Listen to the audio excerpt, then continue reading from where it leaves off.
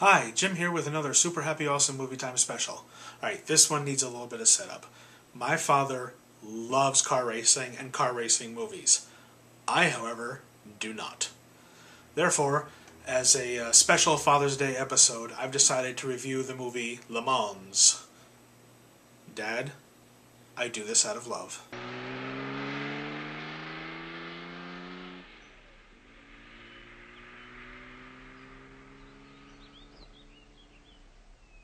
Now, the big draw of this is Steve McQueen. I really like Steve McQueen, and I like a lot of the movies that he's done. So I went into it thinking, this can't be all bad, right?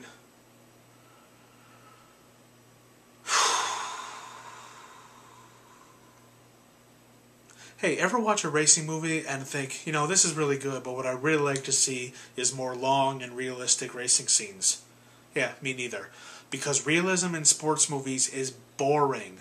That's why in Rocky, we didn't see all 15 rounds. If we did, we would have walked out by the 5th round. If you really want realism, go to the track. I hear their chili dogs are great.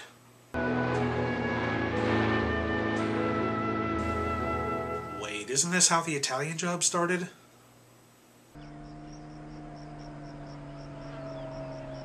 Oh, thank you. Don't mind if I do. Preston? Here you are, sir. Why, thank you. This is quite possibly the slowest paced reveal of an actor ever. I'll spare you the 49-second dolly shot that reveals that it's actually Steve McQueen. What? Steve McQueen appearing in a Steve McQueen movie? This is one of the film's big flaws. It tries to build tension where it doesn't need it. So he has a flashback to the previous year where he caused a wreck that killed another driver. Apparently the memory is so traumatic it's out of focus. Oh look, it's the flower lady. She's the wife of the driver that was killed. Wait a minute. Whose flashback are we in now? How does Steve McQueen remember this? Kinda like NASCAR, people camp out the night before to see the start. This is such a big deal, even Hitler came out of hiding. Hey, it's that psychopathic Nazi from the Big Red One. But this is important because it kicks off the drivers getting dressed scene. Wait, what was that? Now, I'm no racing expert, but I'm pretty sure those tires are freaking useless. The history of the race is given to us over a PA system, making it hard to make out. It certainly doesn't help that a marching band shows up. We're showing all the drivers with no introduction, so right off the bat we don't care about anyone. This leads to over 5 minutes of drivers getting near their cars. Now this is important because it establishes, nothing. Oh wait, there's a rivalry between McQueen and the Nazi. How do we know? Because of the interaction of the two characters up to this point?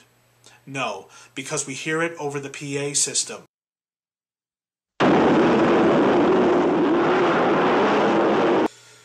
We are now 28 minutes into the movie and the 24-hour race has just started. That would be fine if up to this point there was any story development, character development, any building of tension, anything.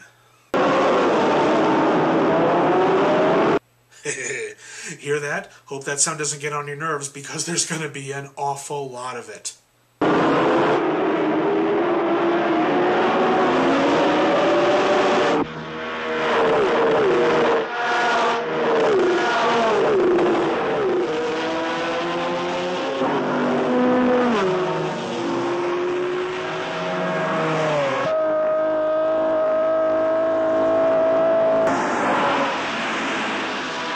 Well, at least it's better than Speed Racer. That one gave me epileptic seizures. This one just gives me narcoleptic ones. Okay, now the only characters we can remember aren't even in the race. 38 minutes in, we get our first dialogue. Hello. Hello. You had a very good start. It's a long race. Are you well?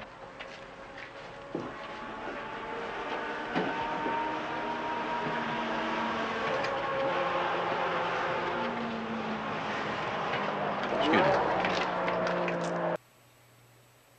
That's it. Just an awkward exchange. Oh, here a story thread actually develops. This guy, who we don't know, wants to retire and tells his wife this will be his last race. She's understandably happy as this is a dangerous profession. My movie sense is tingling that this isn't gonna end well for him. So while our hero is not driving, he has an exchange with the Nazi. Okay, his name is Staller. The movie up to this point has tried to put Staller up as the antagonist, but their talk is downright friendly. If I didn't know better, I'd guess they were on the same team. We could just as easily root for Staller as for McQueen. Both seem like pretty decent guys, so where's the dramatic conflict? Oh good, more of this. And here are the official positions. Exciting pit crew action. If you are really into racing, you might be a redneck. But if you enjoy watching pit crews, you might be an idiot. Night descends, and now we don't even know which car we're looking at. Wait, what happened here? The movie suddenly switched back to the Italian Job. Why are we following her? Then there's more dialogue that I'm sure my dad understands. A little careful before you go into the King, and you can outbrake the Ferrari.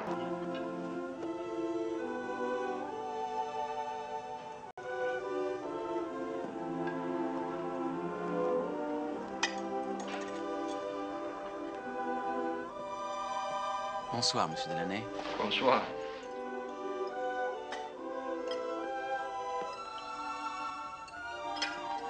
Oh, what the heck is this?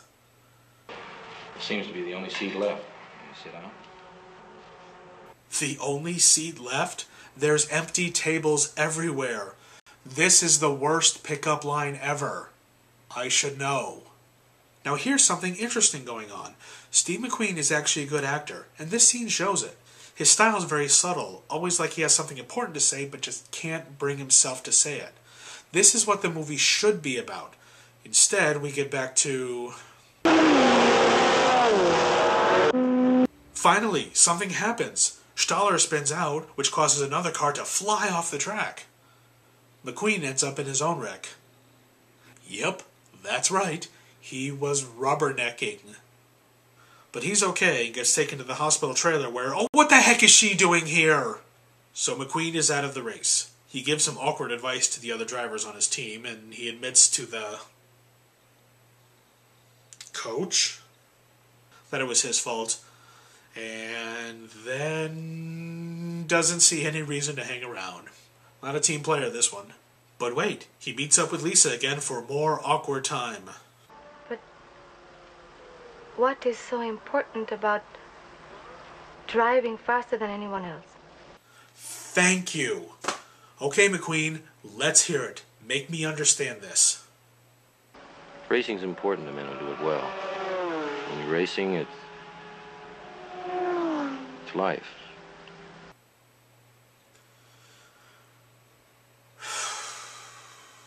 Now we're treated to a weird montage of people not being interested in the race. The Porsche car has a problem and needs a big part replacement. The Ferrari's fine and Staller gets to take over the lead and finish the race. Uh-oh, Ferrari has a glitch too. Hope is rekindled!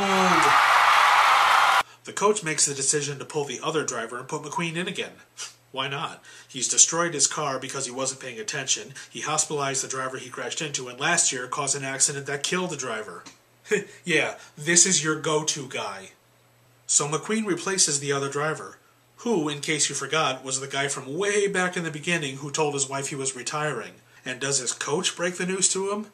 No. He has to hear it from the PA system. Repeat. Golf Porsche number 21 will be driven by Michael Delaney, replacing Johan Ritter. Holy crap! This is the worst coach ever.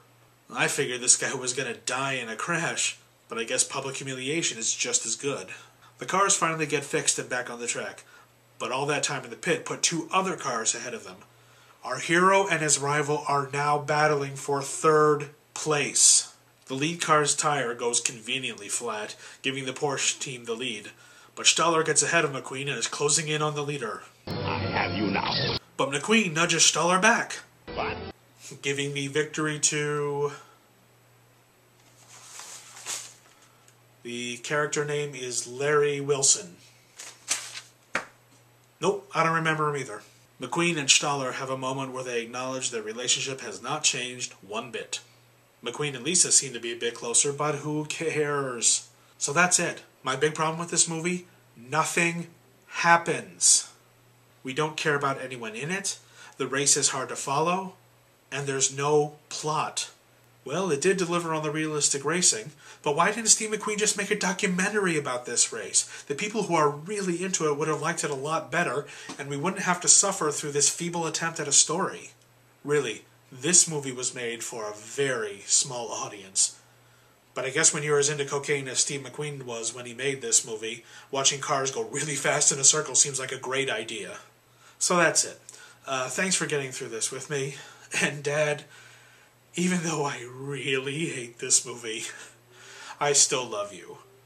Happy Father's Day. Oh, my papa, to me he was so wonderful.